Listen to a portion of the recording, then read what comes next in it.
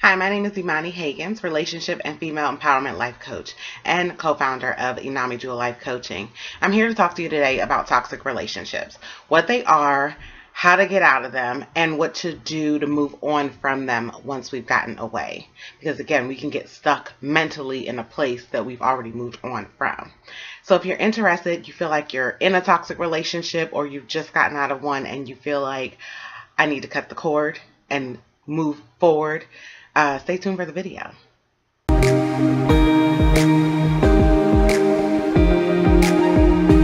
So, toxic relationships. We've all been either in a relationship with a toxic person or been around a toxic person. And if you have, you know that there are a lot of things that happen within you when you are around toxic people. So you might notice that, your energy gets low. You could be in a good positive space and just a few moments with this toxic person can bring that energy level down. They plant negative thoughts in your mind. You could be in a positive space, you share a positive goal with them, and they're the first people to talk you out of it. They have you second guessing your own gifts and your own unique ability to perform certain tasks. So how do we figure out if the person that we know is a toxic person? This person is all about problems and not about solutions. When you try to come to them with an issue, it becomes about what you're doing wrong. They cannot own their own issues. They cannot own their own problems. It's all about feeling like they need to one up you or feeling like they need to bring you down to their level. It's about how they're feeling on the inside, their insecurities, and how they can poison your energy with that. Toxic people tend to have jealousy issues, self-esteem issues.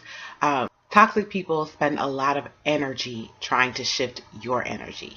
They spend a lot of time trying to make you feel however they are feeling.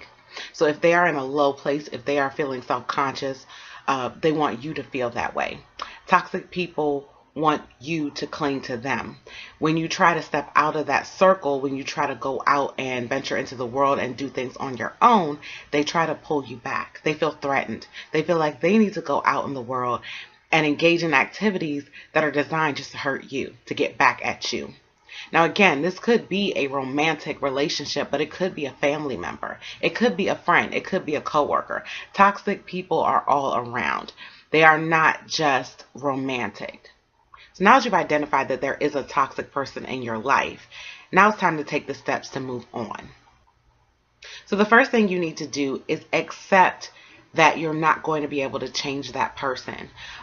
Toxic people have to go through their own journey. They have to come to a place where they realize that the way that they are thinking and the way they're interacting with the world is toxic for them and those around them. And until they come to that realization on their own, they're not going to be able to make the change, and they're not going to be able to hear anything that you are trying to give to them. So you have to accept that it's time for you to do what you need to do in order to have a more positive life and in order to bring more positive things into your existence.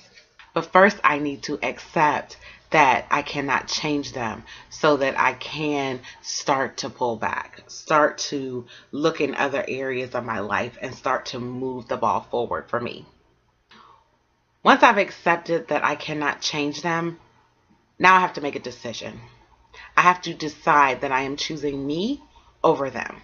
I have to decide that I'm ready to move forward, and however difficult that process may be, and however much I may care for this person, it's time for me to make some changes that are going to move me into the place where I want to be in my life. And I have to decide to leave them behind.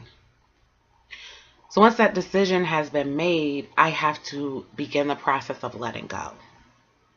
I have to make sure that I'm creating some distance. I cannot allow them to poison my mind with their thinking. I cannot solicit their opinions any longer. I cannot share certain aspects of my life anymore. Now, some toxic people you're going to have to remain connected with. Therefore, if it's a family member, but I can start to mentally create some boundaries for myself to where certain parts of my life I'm going to keep private. Certain parts of my life I'm going to keep to myself. I'm not going to take as much stock in their opinion of things. And that is also a shift and also a process of letting go. Because some of us look to these people for validation. And we have to realize that they're not going to be able to provide that. So now we have to validate ourselves. And that process can be difficult, especially if we have self-esteem issues.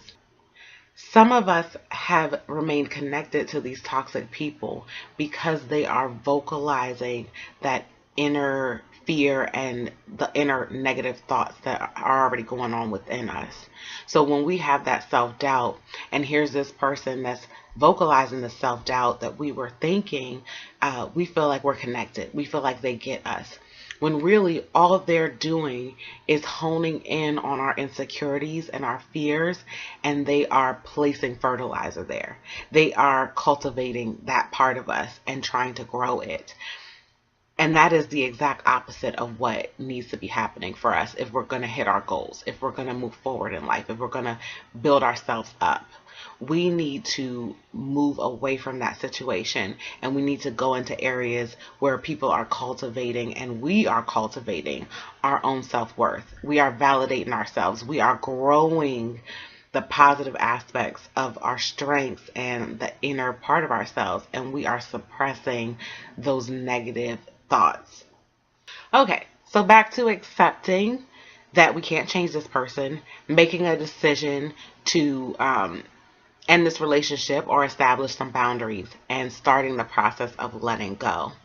Now we need to identify what that even looks like. So again, if we're not sharing things with them anymore, we're keeping certain areas of ourselves private, if we are choosing to consciously cut them out totally and really just be done with the relationship, we've got to come up with a way of doing that.